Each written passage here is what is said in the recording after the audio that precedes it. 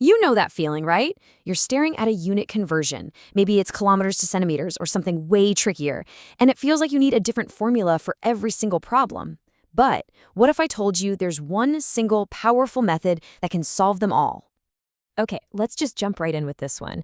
Kind of looks intimidating, doesn't it? That little squared symbol? I mean, that's where things usually get messy. But stick with me, because by the end of this, you're going to see exactly how to solve this, and pretty much any other conversion without even breaking a sweat. I'm not kidding. There really is a simple, super powerful method that works every single time. And the best part? It doesn't matter what you're doing. Multiplying units, dividing them, even raising them to a power. The core logic is always, always the same. All right, so here's our game plan. We're going to start with the foundation, the power of 10 method. Then we'll ease into it with some simple conversions. After that, we'll level up to handle conversions with combined units. And then the big one, conversions with powered units. By the end, you'll have what I like to call your universal toolkit. Okay, let's dive into our first section, the power of 10 method. Seriously, think of this as the universal translator for units. It's the secret sauce that makes any unit, no matter how weird it looks, speak the same simple language of math. All right, so here's the secret. The whole thing, and I mean the entire method, boils down to one simple idea. Forget memorizing a million different conversion factors. All you have to do is substitute. That's it. You just swap out a unit for its equivalent value, but you write it as a power of 10. That one move, it unlocks everything. So let's see how this actually works. We'll start with a really simple conversion, just to get our feet wet.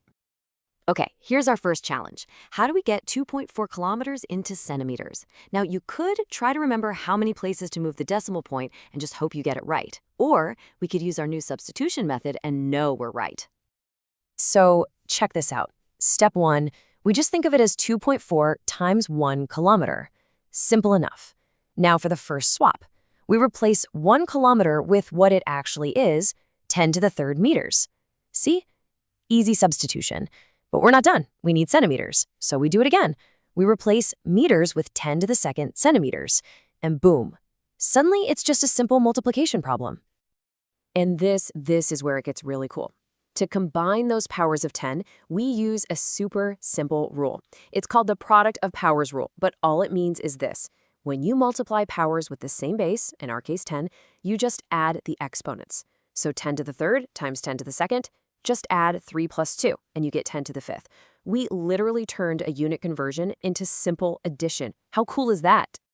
And there you have it. 2.4 times 10 to the fifth is just 240,000. So 2.4 kilometers is 240,000 centimeters. Done. No guessing, no did I move the decimal the right way? Just simple substitution and an easy exponent rule.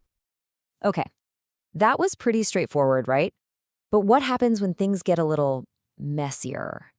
I'm talking about combined units. You know, what if units are multiplied together or divided, like in speeds?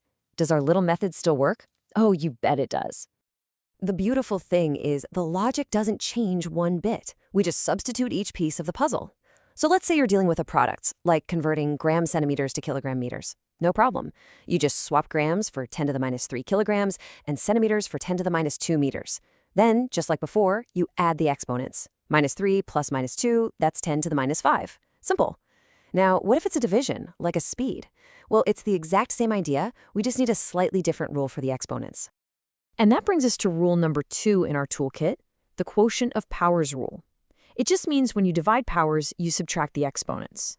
So in this example, micrometers per millisecond, you've got 10 to the minus 6 on top and 10 to the minus 3 on the bottom.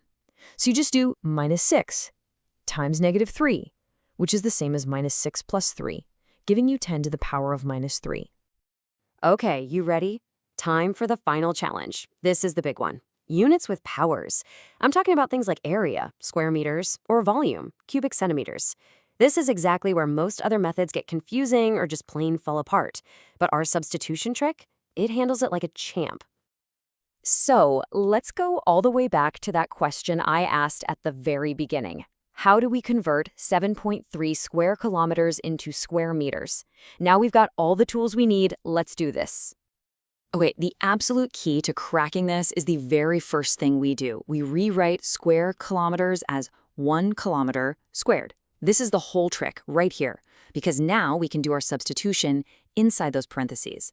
We swap 1 kilometer for 10 to the third meters. And now that little squared exponent on the outside applies to everything inside. It applies to the 10 to the third, and it applies to the meters. And this is where our third and final exponent rule comes in, the power of a power rule. It sounds fancy, but it just means when you have a power raised to another power, like 10 to the third squared, you just multiply the exponents. That's it. So 3 times 2 is 6. Our power of 10 becomes 10 to the 6th. And that's it. 7.3 times 10 to the 6th square meters. Or, in other words, 7.3 million square meters. That problem that looked so intimidating at the start, we just solved it using the exact same substitution logic we used for that first simple conversion. It's all the same method. So let's step back for a second. What did we just do? We've basically built a complete universal toolkit that can handle any unit conversion you throw at it. And it's not a bunch of random tricks. It's one single solid method. Really, it all comes down to just 3 steps. 1, isolate the unit you need to convert. 2, substitute that unit with its power of 10 equivalent. And 3, apply the right exponent rule to simplify everything. You add for multiplication, subtract for division, and multiply for powers. That's the whole playbook. And that, right there, is the big takeaway. The most important thing to remember is that you can stop trying to memorize dozens of different conversion factors and rules. With this one single process, you're turning what feels like complicated science into really simple, predictable arithmetic. So there you have it. You now have a systematic toolkit to take on any unit conversion, no matter how complicated it looks at first glance. You are absolutely equipped to handle everything from simple lengths to crazy powered units. So the only question I have for you is, what's the next problem you're going to solve with it?